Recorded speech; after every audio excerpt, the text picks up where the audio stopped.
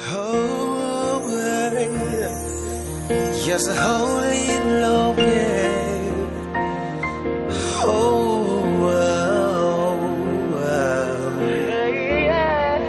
Holy are you, Lord. Worship your name. Holy are you, Lord God. And we bow before you. No one before you, Lord, yeah. None after thee, Lord. Worship your name. Oh, we do, Lord, yeah. Holy, holy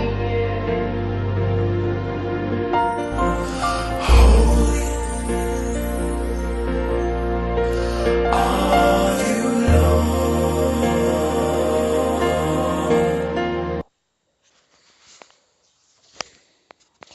Hallelujah, hallelujah, hallelujah. Onyankopon asomdwe enka mo baby biara mo wa mo che onyankopon asem gidi yesi ho onyankopon di munti mo ho yese ne onyankopon so na madom mo ja ne so am ye ho yi. Ensa ka mo bebre se da no da nyina mo nyo bre ne ahokeka so nkuti onyame asem ne begu so ase onyankopon mo bro ho ne na adom ama mo da e wo yeso de mo. Ena so onyankopon asoma na afra biem se omne mo meche na asem onyame de na asem anam ne honhom so erebe kasa kyerɛ yen efa ne bia ene ele edi apenesi anase ele di awurisie ewo yen sori ahodo nyina mu na na mpe bebre nipa ahodo no bebre kan sembi ana omka ena me de me ma oba emo mpaye ma me ana me ma oba nhyira me ana me ma oba ode ni me ana me ma oba enkyerɛkyerɛ esane Paul ne Timothy ye de eka yinti na onyakropon asemba mepesa woni mbe ya adwenkro ne akomakro na mpe mu ya na yenyina ya adwenkro ne akomakro a ye che onyankopon ne opeso ka che na se na emre kakra bi ni oba bi ka asem bi na omu invite me aso bi asese nka memra na ka memeche onyankopon asem na oberema bi bai na wodwuru ho no wo se mepawache onipa na invite no waba ena oba ba ko so wogina nim ho waba asema kan say ade wo oba na wosia was na me ka so ka so invite obi no na me ka so invite osofo ka se bi o na oba de na oba be kan chinto oba na ka say mummom so mayira na sa asem no ema to makoma so na me bompa e chere ade say ona na konkunu di na me mfa na asem emna mana ma nyina na nyina yenche na onyankopon ada na konkunu di anam na asem so na Paul asem ne Timothy asem o kan ye no elenye nyina so de ne akiso Yesu ade abefa hodi ama me no mienu no enti ene onyankopon asem eba no eba ma obi biara a onte asem yase na aye no antintidua amebinum koragya nsori ahodo se omo asofo ana apostle ma beto womo ensori muni adade nti ama ekuo bebre no ntetawa ne nema bebre asori etia ene onyankopon asem oba adenti na onyame eyisu be ma no ntimi nyisu oba enye oba yi ne sesuboafo no oberema oba yi amona anka oberema ho se omo na akwan nyina mu nti denti na oberema betime bibi oba ntimi nye bi mfa moa no eno nti na ama ya to sin e onyankopon asem ho no so oba etimi eto kan Proverbs 31 verse 1 and up to 3 no Bathsheba etimi to ne Balemores or to Solomon for Emma Solomon afutuo no to na koma so epono so a wose me ba enfo ahode mama na fata ohene se wono nsa e oba futuo na wutie ye ewo Proverbs 31 no Proverbs 31 nyina ye Bathsheba enu masem ne denti na oba lintimi nkyerɛkyerɛ esase so oba kyerɛkyerɛ ne ba wo ye ohene ema so omfa kwantre po so a denti na oba ntimi fa nkwaje atem fa brawo ene ya ba ha asem bi a Paul kan ye wo Korinto me edikan no etira eye miensa Korinto me edikan etira edu na chichemu aduasa enan no na mekan onyankopon asem ni wo se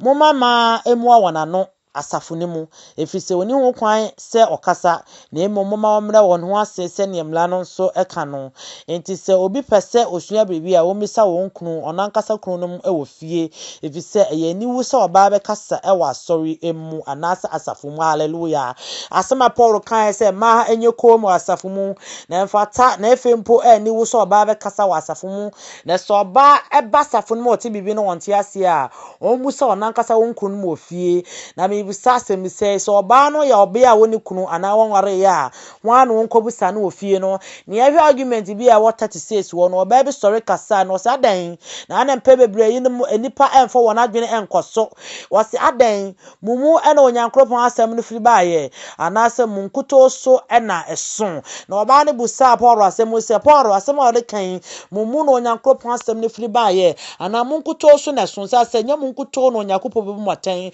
onyankopon so bebu akra nyina aten wo yenwuma ho enti denti na wo pese ema eka wona no tumo na ya hwe Timothy so argument a wo ye e wo 1 Timothy chapter 2 verse 11 hono eno so abe a very big argument ama ansori ahodo ya na fa bebre no emema no ahodo na yusu sansemi e de bre ema no ase na mepese ne wo ba bia wo ti onyame honhom e wo so obekura otadua mu sanse onyankopon enimu nti na wada Kristo Yesu ade ne honhom ase o ma no ene ye be kan asemi e wo 1 Timothy chapter 2 verse 11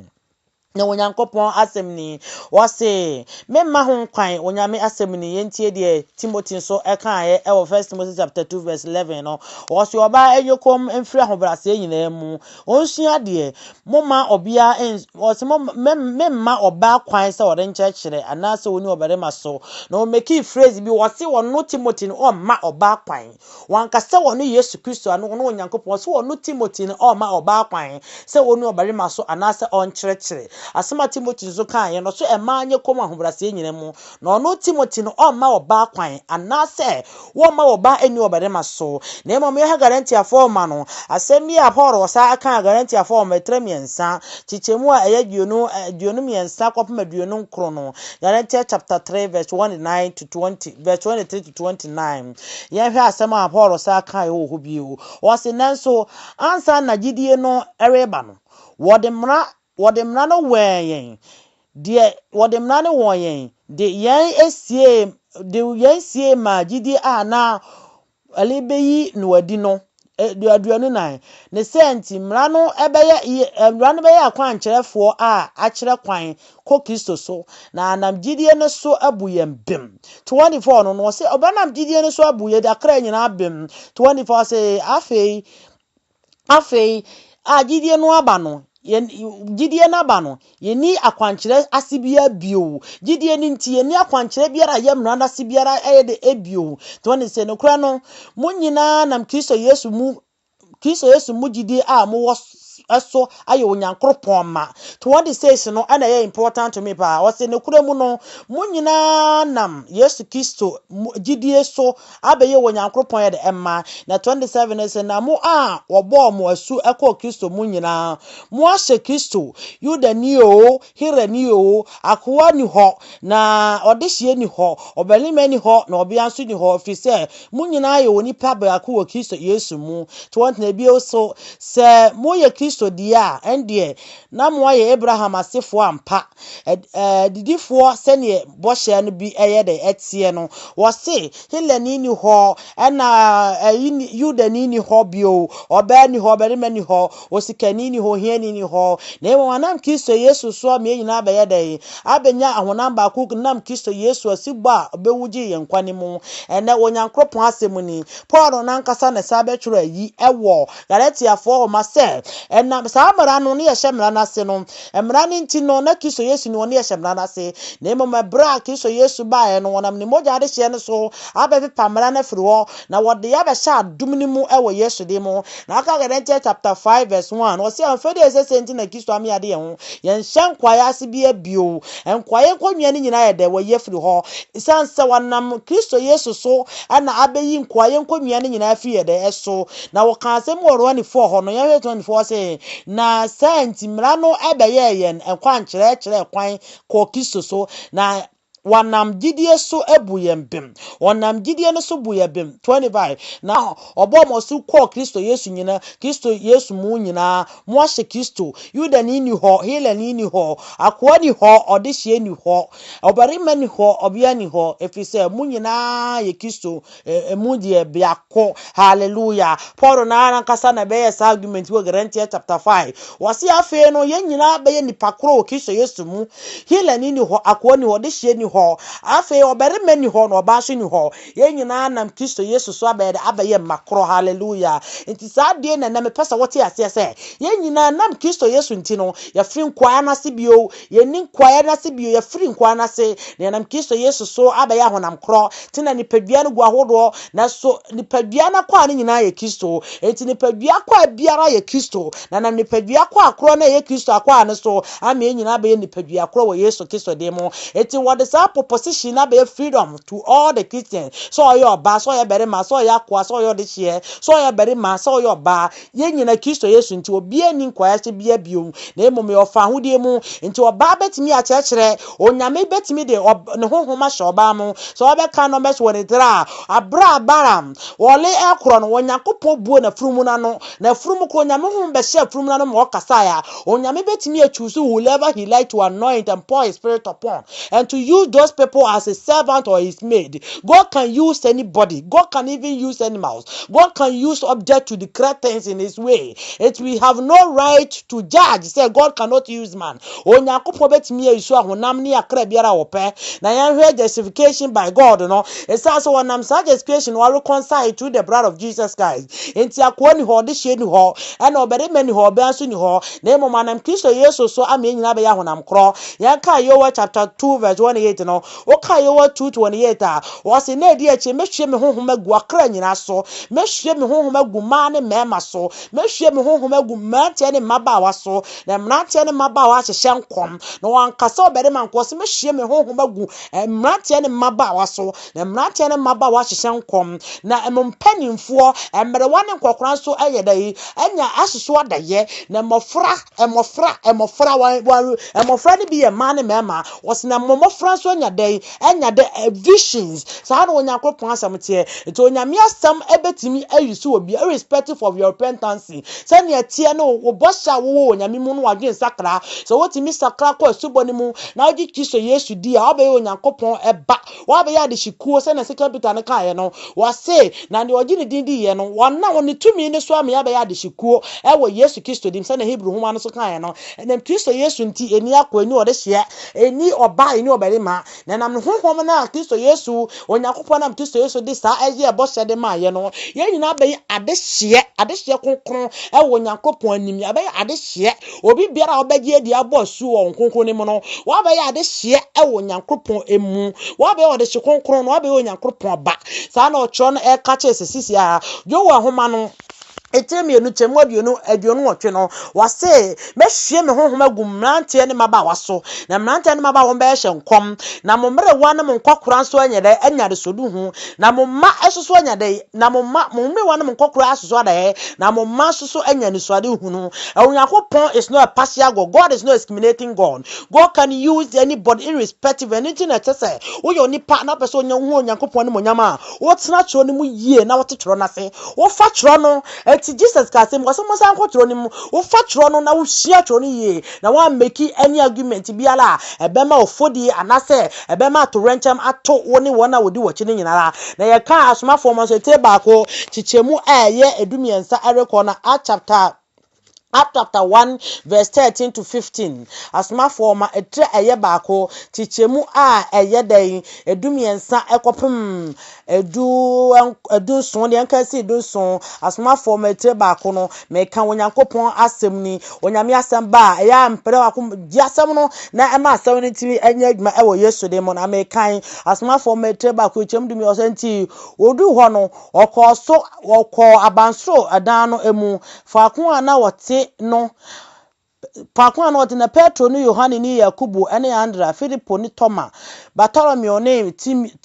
Timio afio ba Yakubu ne Simeon a woye ensayefo no ne Yakubu ba Yohane edunai eyino nyina de akomakro ekura mpaebomu a na ema bi ene Yesu maame Maria ne afei ne nyanom ka no ho afei nanimu no Petro sori gina enuanom enipakuo a na won nyina dodo ebeye oha ene aduonu no emfrifin aka se Maria enuanom na esese trosem a honhom kronkron nam David enum so kan esi ye no ebe mu ewo Yuda a ekire won a wo choro Yesu ho kwan no wo choro Yesu ho kwan no efri se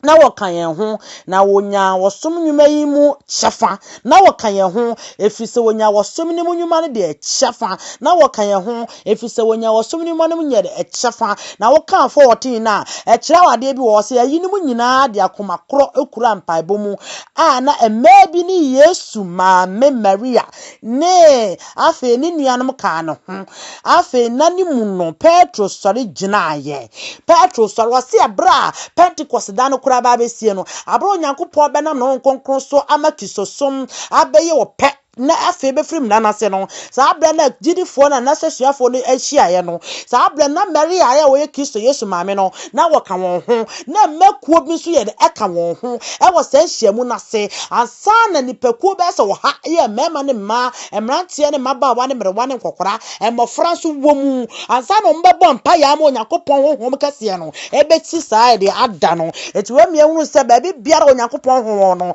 oba ho be ma ho onyame honhom timi fo ba so onyame honhom timi fo bare ma so onyame honhom timi fa kokora so fa brewa so onyame honhom timi fa bafra ya wo no so onyame honhom ni mo bare ma ni mo ba na emo onyame honhom ni na kwankyera wonam na honhom so ebe ni nwuma ya hwe asemi so oruka sempa etire eye mienu chichemu eye aduasa nsia Luke chapter 2 verse 36 Luke chapter 2 verse 36. If I be breni and nuanom and make condemnation. Me ma oba anye say na am honhom kro so and na wabo Yesu akon kwaje nim. Honhom kro ne Yesu Kristo. Say na we kan Romans chapter 5 verse 19 na. O say na nipa kro efe na Adam no so e ma nipa nyina kwahye mra ya bone nimu. Na nipa kro efe Yesu Kristo ne so e ma nipa nyina ba nkwa ne ohan nimu. Enti na Kristo Yesu so oba ni ho oba ma ni ho akwa ni ho. Na obere su ni ho no obe anso ni ho anam Kristo Yesu so am enyina anya honhom kro anam Kristo Yesu so am enyina anya de adwesaka anam Kristo Yesu so am enyina wabu yambem enti obe ni ho oba ni ho be ma ni ho enyina wo ho kwan se Onyankopon ho machafa no yensa ebe ka no nwuma pa ne bi yanka Luke chapter 2 verse 36 ne hwe asemi so ewo ho Luke 2:36 me kan Onyankopon asemo se na odiyefo ba bi wo ho na wote ni akos odiyefo ba bi ewo ho we New Testament odiyefo ba bi ewo ho Luke Testament na make Lucas empano etire eye mienu chichemu aduasa ensia na osena odiyefo ba bi wo ha wo frɛ no Hana fuwa baba a wo firi asabusuakuo mu na ne maame se no se meba denti ana waye de denti na waye yensa hwe me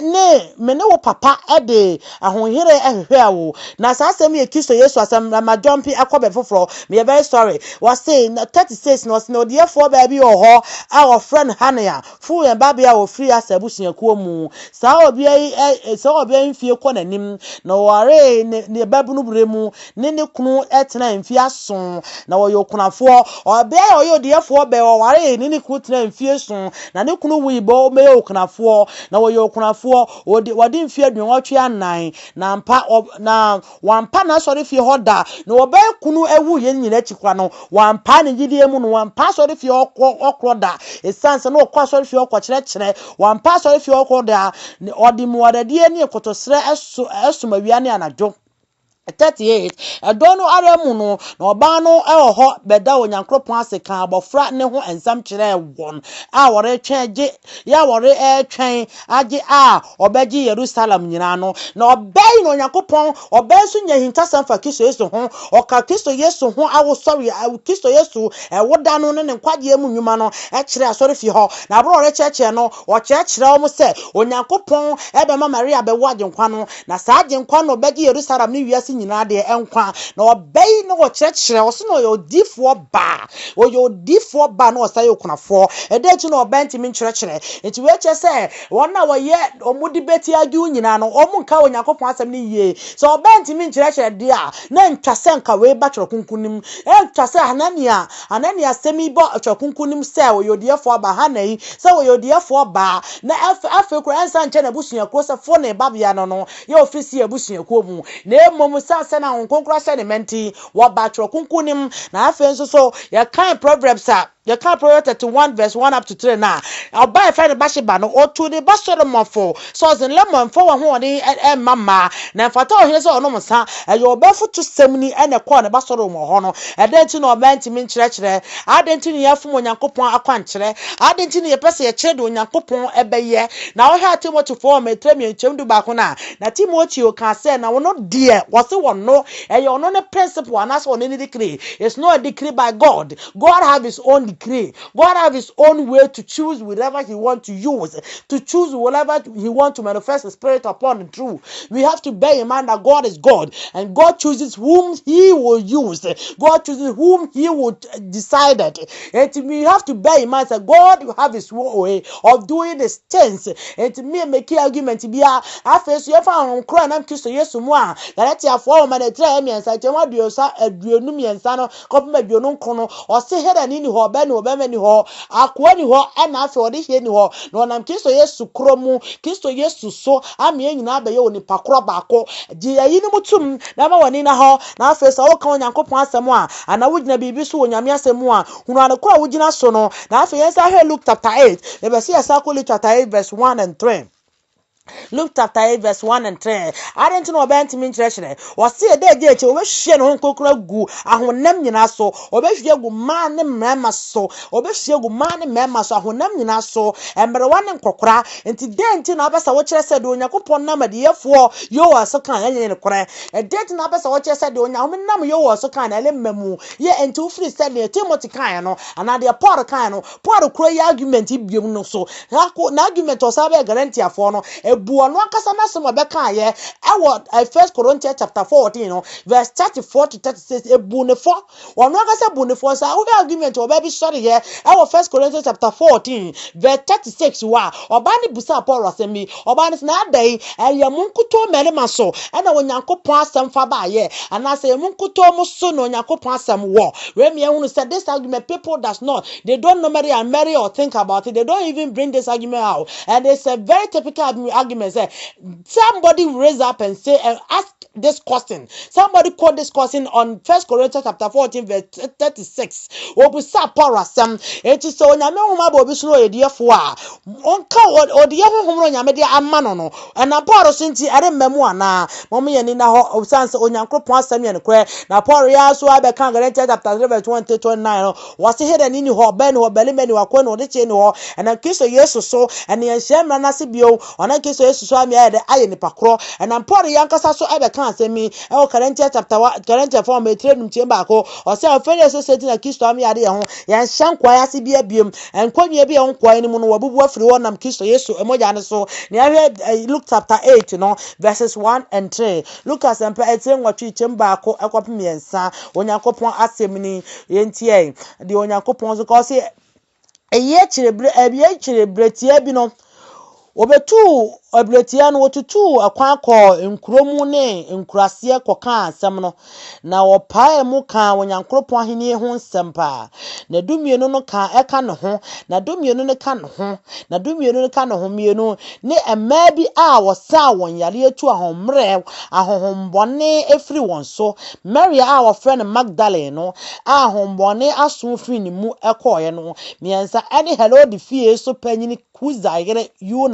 Yona and Susanna ne mafoforo pi na ode won ahode resom no hallelujah hallelujah we asemika Yesu wasam abra Yesu ne asuafo ne tu kwa konkurase no kokka Onyankopon ahene ne musam na Yesu Kristo mpo na maka no ho Yesu Kristo no yo agenkwa ne ba no nam ne so me nyina be npadua kro no ono wan condemn se ma montrase ono wan condemn se ma Onyankopon hom entimi mam so onyame ntimi mfa mo nya adwuma na wo hwe Kristo Yesu mukura ne asuafo ne kro no na be ka verse 2 no e kan se mi ho o si na verse 1 b no ending no si na dumienu no ka e ka no ho ne 2 no o si ne maybe o sa was ne maybe o sa won yare etu ahombone efri won so Mary our friend Magdalene some Mary be ye the great woman of God Mary our friend Magdalene and ahombone aso free no mukoye no miensa e de hello the fie so panyini e say I love the fie so panyini o ba ba bi yare ye e ma Yesu Kristo e de aresasa na yere kuza yiri Yuna ene Susanna ene mafoforo pi we chese na maku bebre ka wo ho abra onyankopon edoba no echa na dwumaku na se ne dumienu no mahodo bebre ka wo ho na according to onyankopon asem no o mai nyina wonyame ehonhom e de etena wo mu o mo kan no ho sanse o mo no Yesu Kristo nkura ekonkurase ekoka onyankopon ahine no sempa o no Yesu Kristo yere ekonkuro bebre ase koka onyankopon no sempa etidie na che so obent me evangelist Ebrebi etwamu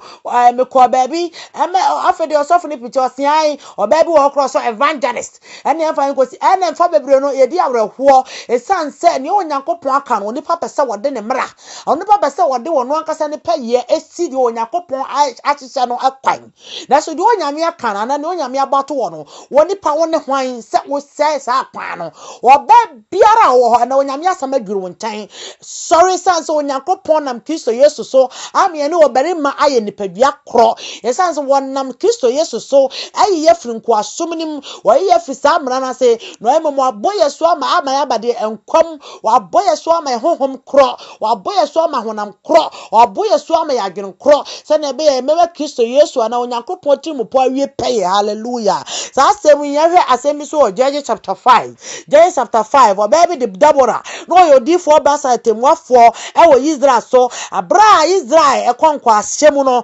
abridiafo ebefa Israelfo no mu no onyame nam sa obey so na obey obabi onyame yi ni si ho na abra pa Israel kontokwa no Israel man ka kire oba ife Deborah ne se Deborah ni wonanim kan no wona akwa akona enya de omobekọ da esanse no onyame wo sra wo Deborah iso no onyame ehonhom ye de ewo Deborah iso ewo Judges chapter 5 verse 7 so eto onyame yi sa Deborah ye esi ho ama Deborah di Israel nim kan ya wo yo sofo ba wo ye de wo yo diefo ba na wo sa so ye de otemuafo e wo de Israel manim ene onyame asema ba onchen ne wonti ase no buso onyame kokono hyewase enka ne wonim enka ne Paul kan ye no emfa nwu onyankopon asem fi efri Old Testament bepim New Testament onyankopon wo ho de ma bebrade ayadwuma onyame wo ho de ma bebrade anante onyame wo ho de ma bebrade atu anamma wa kwawro bebre so yasa nkwa asmafo m ete edu nwotwe yichema duonu de n9 chapter 18 verse 1-4 onyankopon asem ni mekan o say chapter 18 verse 1 was afa yuda ni bi a ofre no Apollo a ofri Alexandra oberima na no atie eba Efeso na wonim kiresem no emu yie aduonunum na wo kirekire no Yehowa kwan so na esanse na hohoma hye no ma enti oka Yesu ho ensam kirekire mu pepepe nanso na Yohane asubo no enkuto na onim 26 na woni pay free asie de akukudro kasa wo ahia danim wo ebra Preskera ne Aquaria te ne oreka no ofa no ka won ho kirekire wonyankopon akwan mu pefe kire no hallelujah sa obere me fe na poro yi abro kwa Efeso no sa babrom yete sa obere me yenimdefo onim onyankopon asem no mu ye na no ati wonyame asem nim onyame honhom side e woni mu na wokokọ cheche onyankopon asem nim pefe wo Efeso na abro wo cheche asem no wie no Preskera ene Aquaria acte na abro omote omofo obere me ye de eka wo ho na omode ni kofie na omoka tense onyame asem de onim na aka mode ba akra bi na wo cheche aporo ekwan won fa suo ekwan won nante suo na wo de onyame asem cheche aporo emai mienu ade onyame asem ye cheche aporo na twoni di ne ho ananse na wonim de na wonim onyame asem no na wo firi baabie eba Efeso no emai mienu Aquaria ne Preskera efa aporo na wo kyem onyame asem ne mu ye edeti na kasa onyame entimi nyusu ma Aporo yenimdifo Aporo ena kebeka so Bible scholar nanso Aquaria Preskera ne Aquaria ifa Aporo na wona chekire no se wei na wasa wo ye onyame asem se na sie se na fa na mo kye no kye no mu ye entima me kan kye onyara fa wo temi ne memu atenza so onyame ewo honam nyina pe onyame wo kwan wo de honhom hya honam nyina onyame bebu honam nyina aten onyame bebu honam nyina mofra ma emma mpanifo obi biara aten onyame nka se omu de oba aten onyame onyame se awde bo mfiti aso ne kro oba ye bone no what kan Genesis chapter 1 from that going na o ade bo mfiti ase a oba man ho kwan e ma serpent ne dada no onyankopon ba no wankasa wo your benti na serpent dada woni ntimi mu otan onyame ye edome oba no onyame dome oba no etu emi ehunu se onyankopon hom atimi efo bibiara so esanse onyame bu akra nya ne ahonam nyina de aten oye biara ya wo kase onyame ntimi nyisu ma no mese wo se wo be fa ba be kotashi bi am no waka ne na wakom yie na wa mo onyame nkonkra de ade ama nisode hu ana wa ama hunu mu na wankasa watrase wa kan tro no mu yie esanse fa bebre no ya yera tro no mu ahoden ye kan ye nim ne ate ne ekomo ne anu wanyina kan ne wanyina hu ne nkrofo de wona no na Paul say and Timothy say na mom tro there is more to it. There is more to it. Old Testament, New Testament, you know. Onyame Yesu ma e de ma yen sanchani Mary Magdalene. Onyame Yesu na kasa. Onyankopon hom ba no so abra Yesu Kristo tutu san boni fin so no. Mary Magdalene be the great woman of God. Omo tu yi akokọ nkrase bebre. Omo ka onyankopon asem wo ho. Omo do onyame asem konkura so ene nkrase ene amanama nyina so. Eti se wonim na se wonim ne onyankopon e pese wo yefo obi biere mo a enkondame na afa so ehunu obi se na niso ye ne ketwa ema onyankopon ne anima honam nyina ene hye be nyina ene hode nyina wode ma honam nyina eti ye hwe bibibio yeah, maybe we have Philippians chapter 4 verse 1 and 3. Philippians 4 ma 3 9 chichemu a eye baako. Philippians chapter 4 verses 1 and 3. Me kind. What's the enti anuanum a me domo a mani agina mu. Me de ne mabotire adofo munyina pinti saa wo wrade mu. Metu awidiafo na metu sintiki enso afo se onya adwenkro awrade mu Filipofo home ena mere kan onya adwenkro awrade mu you mesramonso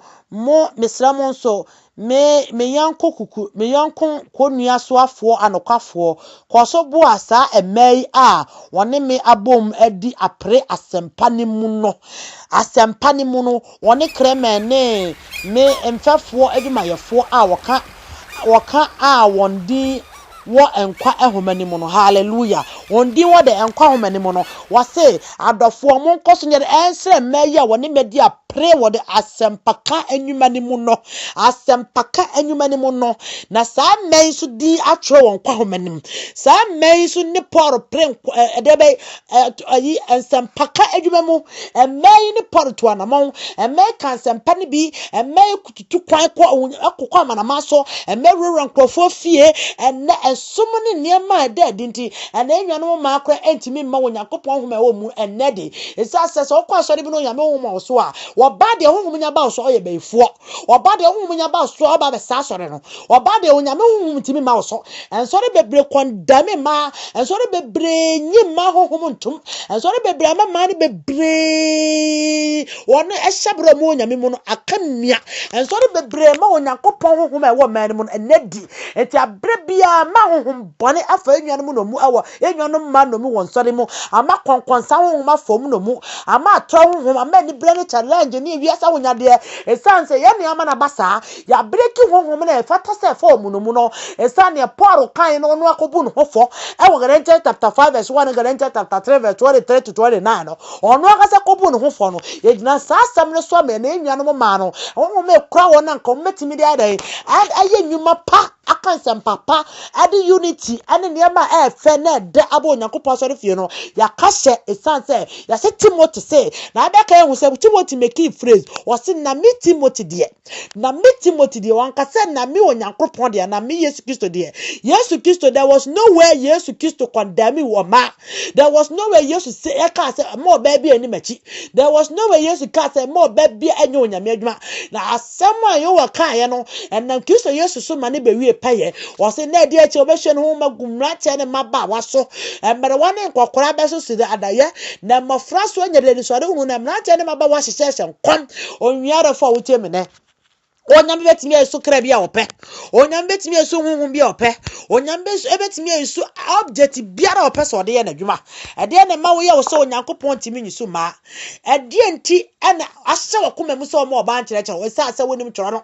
Esa asa tworo no mu asem no wonim. Ade enti na ye wani wu esa mama wo yera fa baabra ko pirichi. Ade enti na ye wani wu wo ka wo yera hwehwe yie na wo hwe Onyame abufuo. Hwe yie Deborah was atemofo e wo Israel sa abra ni mu no testament. Onyame yisu ma bebre. Onyame yisu ma bebre. Odiyefo ba na kachire Elijah say Elijah beko. O kachire no se wura obeja wakọ. Onyankopon yisu ma bebre. Akware ne preskela. Onyame yisu won ma wo kire aporo no ye anotefo wasam ni mu no. O kire no kwantempo no kura no ma obehunu ye. Onyame ma poro ne ma bebre di asempa no waperepere ye. E ma oporo hu se na sa me yemfom so e na me ka se mfata se oba ni wu no. Na Onyankopon ho de onim kra ne ahonam odo wo ye adwuma onyare fo wutie me osofo na wutie me endi pravo oba na ote waso dem ho no wona betimi afa no so amaniema foforo amaniema niema pabia adadi ene obi kwa sori a age osofo ne ne yire oba bi wasori obia no onyame timi fa so nhyankom oba bi yeso o hyankom a eda se wo ye beifo ana eda se atron na aba no so oba bi timi nye bibiara wasori mu eti amenne e ma bebre ntimi kura emfa babro akwa asempaka eno kwa asempaka yeso wo Jehovah Witness ni ana enne Jehovah Witness fo man kwa ne di parafo fo ne ana ne timi eyede na New Pentecostal Church e man timi nya hwe won so de mu mesra mo se nyina ba ya dwenkro na Paul no ka sa se akobu an ho for Galatians chapter 3 verse 24-29 was say board ho for Galatians chapter 5 verse 1 was say very say ne Kristo ama ya de ho Kristo ama ya de ho ye hyenkwa ya se biabio na wa beka to say hira ni ni ho yuda ni ni ho akwa ni ho wa de hye ni ho obere mani ho no ba so ye de eni ho na nam Kristo Yesu so me nyina ba ya ho na ba akọ. Hallelujah. Yen nyina be ya ahonam ba akọ. Yen nyina nam Kristo Yesu so wo hwe ne ho nkoko here onam na de yefo ye wo so ye de eka ye no and you misinterpreting the word of God. Ye tu one page bi ane de nam. Ye tu one page bi ane kura ye. Aya mama mani kwotro no ho na muntie de kanfo evangelist for muntie wom. Na se mutie evangelist for no preach mama kwanya mama so munhuru ne ekwanya mo fa mo ye de mo fa mo so mo gidie mfa. Na anam sa ene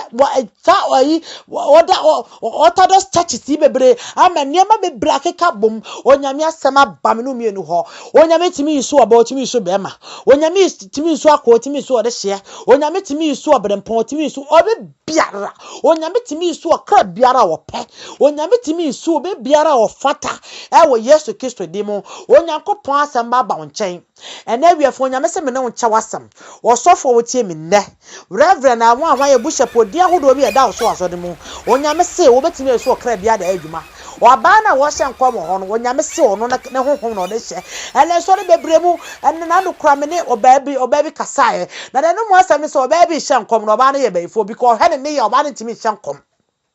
we ye ne ma bi ada di amen na Kristo suma be ye den Kristo sum abeye den Kristo sum ti asenim unity na wase na Onyankopon etirimo ponu ni padua kwa ne nyina so no na ni padua kwa akro no entimpo wie pa entimi nyina sasa ni padua kwa na ewo ho no ya chicham ane yesesa ni padua kwa wentimi nye wei sa ni padua kwa wentimi nye wei na so beka hu so ni padua ne ba ko na so setula bi na uti ye wo ya eka ni padua ne nyina eti sara ni padua kwa na ete aso dem wo nyina no omo obotaye ne susudie ne nyuma pa bi masa botaye kro no ane nyuma pa no Onyankopon sa kwa na si won bam it is all the bravo and one body and now the bravo one part what the bravo the rest of the part no hallelujah Onyankopon asema ba won chene wo betie onyame asem a na ba ya asem no yefo na ba ya asem no tiefo nso so a ebe boa isa se fa bebre no ye tie niema bebre Paul ka asemi wo ba bi busa no question o he 1 Corinthians chapter 14 verse 36 wa wo ba bi sori wo ho wo se adan na mosuno Onyankopon asem firi ba ya na mosuno Onyankopon asem ye de firi ba ya na munkuto no Onyame asem ye de ewo moso munkuto no Onyankopon betimi ayiso mo asem oba no kan de we don't bring that argument out. 1 Corinthians chapter 14 verse 36 this argument you bringing it out. Ya cast argument na she. Na emom de Paul ka ya no. Ye ono the principle according to the law no. Na fe obehunu say we are not under the law but we are under the grace no. Wasabe boa no for in the Galatians chapter 5 verse 1 and Galatians chapter 3 verse 23 24 29 no onyame asem aba won chen ye nyina nam Kristo Yesu so wabe yesukọ nwom kromu enam Kristo Yesu so wabe yesukọ de wadia kromu one internal salvation wanam Kristo Yesu so obi bia ba sakra wadwene obi fa Yesu so okra no waje nkwa no abosu akonkonkun ni mu no wabe de wonyankopon ode sikuo wabe ka wode sikuo no ho wabe ka asofo ne asofokuo no ho you are no more in the world bi obi bere o wiase na hyam na se be oba Kristo Yesu mu na your boy be mo you are not under the law anymore you are under the grace of Jesus Christ because in Luke chapter 8 verses 1 and verses 1 up to 3 going Kristo Yesu himself ajenkwan doba no onam ne so ma nyina ba subo ba kono wono ne makro to na mon Mary Magdalene and the you the ni asrafo panyini no na yire no yo na no ane wona okeka won nyina no wo moto anamokro ekoye onyankopon adwuma konkurase ko kansempa adenje no obantimi nyonyame adwuma eden ti na wo boafu ho na wo so baby preach kura wo bio TV na wo so baby preach anu wo dum no wo yira wate wa yira wakwan nyina wa yira wakwan so woni makwan no kura na abehunu so kra nyina yo Yakopon dia woni makwan no kura na abehunu se dai wonam Kristo Yesu so aboye so bo bako woni makwan no kura no so wonam Kristo Yesu so amade oba obelima bi ni ho akwa odi hye ni ho na emome nyina be ye nipadua bako so nipadua kore na nam ne zebo ne botaye so ma honkro no eye enwuma we nyina yemu enam nipadua kore no so ama nipadua na kwa ne mu biara akwa ne mu biara eye adwuma na asa akwa baako no akwa kora na akwa ginafo no akwa ne nyina ye adwuma bom onwiara fo a wotem no nyame asem aba won chen abra woti onyame asem famu aba ba be biara wote ye quotation no chochoto se ne be obeko over no ase onyankopon se rade mame tiase wasem ho mame hurumu wasem ho mame timiti wasem ase ena me kasi pe akira wa wotem se wa bet mi kire abofra timi kire opanyi timi kire abrewa timi kire akokora timi kire obere ma na obet mi kire nam Kristo Yesu so aboye so akwadai honhom kromu hallelujah eva bebre no yade yenim de ane ne yetia wo yensofo ho yenim ne ne yehunu ane ne afa no twakogo ne mu ne watu one page bi no odenam na watu one page bi no ode defend no na watu one page bi no ode kasa onyame asema ba wonche wate Kristo Yesu himself onyankopon doba ne himself ne meto anamon Yesu Kristo ne ma yede eto anamon wone ma nante ye Yesu Kristo ne ma nante ye Yesu de ma ye adwuma bebre Yesu de ma kan ho Yesu an condemn ma na wote wona condemn ma wote wona ka che oba se oba ntimi odani so oba Yakopon nkokoro no so betimi odani obi biara Yakopon beba na nase biara onyame nkokoro oba no so betimi odani obi biara oba wo hu kwan se wo ye wo sofo oba hu kwan se wo ye Yakopon dwuma mu biara kwa no mu biara esase Yakopon hu chefa no so manya bi wonam Kristo Yesu so amene e manya kwa bio na emom ma ye de hweso boafo adebo fiti ase no oba nya kwa o no oba obere ma de na hweso boafo na seso boafo se woni me na me ka chawo be bia ni wo na oba ye de obere ma de akoa na emo wo ye na seso boafo they are the intimate friend Obani be my intimate friend. Na marriage is intimate friend. Eba Kristo Yesu sumu a ya benya ware kro we Kristo Yesu mu. Ye nyina na ti Kristo Yesu tiri mu pomu. Ena oni a wotie me ne. Onyame asema ba won chen ne. Ba bibiara wo obeteme nkan wa ya asem tie fo onyame na nkwaje no so be hyewa ne monyam. Ona madom no so be hu mabo. Amane a wo nti ase no konkro kire wase. Ye be yi last quotation of 1 Corinthians chapter 9 verse 4. Baby biara wo nyame enhira bebre baby biara woteme nka onyame huru mabo baby biara onyankopon na ne mabro hu so na woteme nka no ye onyankopon na madom no so no hyewa ne monyam o hyewa ne monyam akwa hodo nyina so yanko Korinto 4 medikaye etira ye nkron chichemu a yedai 9 Corinthians chapter 9 1 Corinthians chapter 9 verses number 4 onyankopon asemni oba onyame timi yiso oba onyame timi yisu bema onyame timi yisu akwa oyisu ode hye onyame timi yisu obebiara so onyame yisu afurumu kasa kire baarama abetire onyame timi yisu oban kasa nkire asori kuwo anasa ankasa nkire oman ya hwede ye atworosam ne kan wo Korinto 4 medika tire nkonchem na wase ye ditumi se ye didi anayenom ana ye ditumi se ye fa onua onua bi ye ne yere ene no ene ne nantil te se asomafo a aka no ne Awurade enduane Awurade nuanom ne Awurade anuanom ana ekeafo ana se mene Barnabas nkuto na mene Barnabas nkuto ne yeni tumi se yeje adwuma ye hina no yesrani 7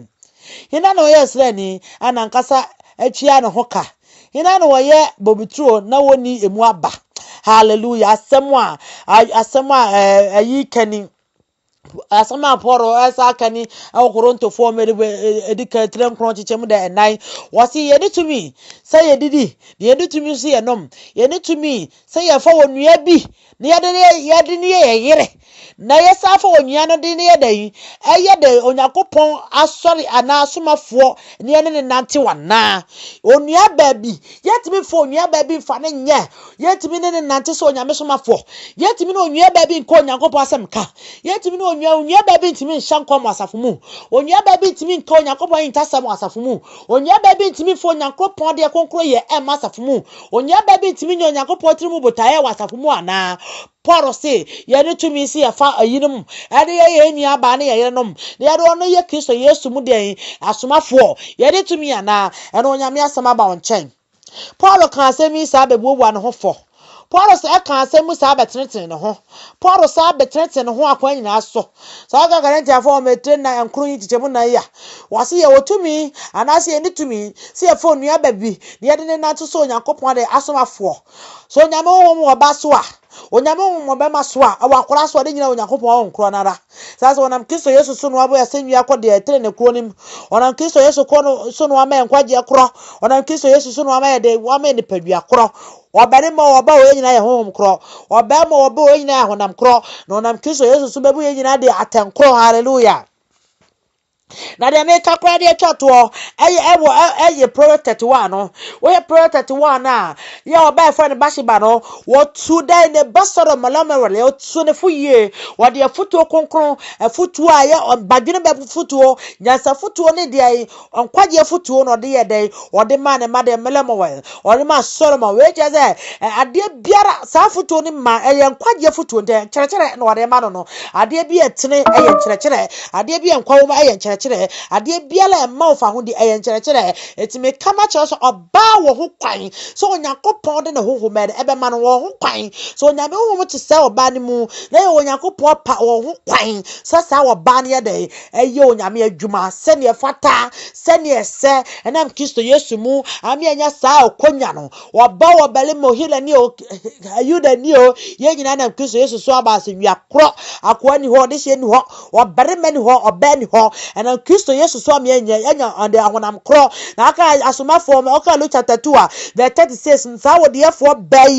efo bai fan hanan obegya so re fie o cheche no ko Yakopon wasempa e kire sa able na wo cheche na mema ho na asofo sa Bible scholars ni bebrete ho na wo ka Yakopon wo ntasam nam Kristo Yesu se na woda no ade Kristo Yesu mutumi gie no o ka ho sam ye e kire won hallelujah onyame asema ba wo chai Yakopon timi yusu wo kra bia ope Number 23 onyame yisu de afurum kasa che baram de te Onyankopon timi yisu onipa ade we na pese busa mo no etu na that means Onyankopon nam yo wase kan no eye nkontompo ana